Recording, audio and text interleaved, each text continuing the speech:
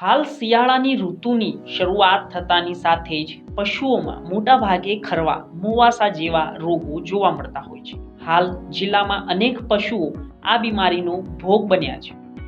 ખરવા, મોવાસા રોગના કારણે અનેક પશુઓના જીવ પણ ગયા છે.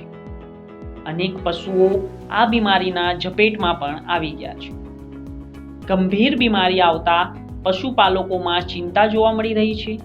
ત્યારે આ પ્રકારની બીમારી પશુઓમાં જોવા મળે ત્યારે શું કરવું અને તેનું નિવારણ શું તે અંગે આજે આપણે જાણીશું. બનાસકાંઠાના પાલનપુરના ભાગળ પીપળી ગામે પશુઓમાં ખરવા મોવાસા નામનો રોગ સામે આવ્યો છે. આ રોગના કારણે અનેક પશુઓના જીવ પણ ગયા છે. વધુ પ્રમાણમાં ફેલાતા પશુપાલકોમાં ચિંતા જોવા મળી રહી છે. હાલ ગામમાં લગભગ 500થી વધુ પશુઓમાં ખરવા મોવાસાનો રોગ જોવા મળી રહ્યો છે. આ રોગના કારણે 8થી 10 પશુઓના મોત પણ થઈ ચૂક્યા છે. ખરવા મોવાસા રોગને લઈને નાયબ પશુપાલક નિયામક ડોક્ટર જે.પી. મજેથિયાએ જણાવ્યું હતું કે આ રોગ મોટા ભાગે પશુઓમાં શિયાળાની ઋતુમાં જોવા મળે છે.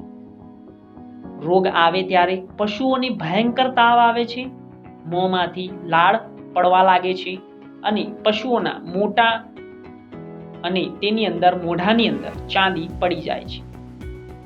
ત્યારે સૌપ્રથમ પશુઓને નજીકના પશુ ચિકિત્સાલયમાં લઈ જઈ દવા લેવી જોઈએ અને તેની કાળજી રાખવી જોઈએ.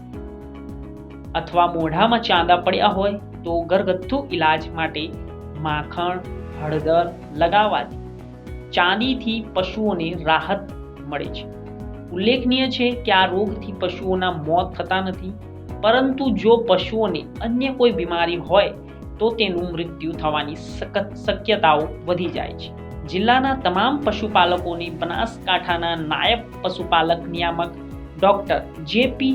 મજેથિયા અપીલ કરી હતી કે જે પશુપાલકોના પોતાના પશુ ગાભણ હોય કે દૂજણા હોય અથવા 4 મહિનાથી મોટા હોય તેવા તમામ પશુઓને સરકાર દ્વારા મૂકી આપવામાં આવતી રસીઓ પશુઓને આપવી જોઈએ, જેથી કરીને આવા રોગથી પશુઓમાં આવતા અટકી શકે અને તેમની સાર સંભાળ લેવી તે આપણી પશુપાલકોની ફરજ છે.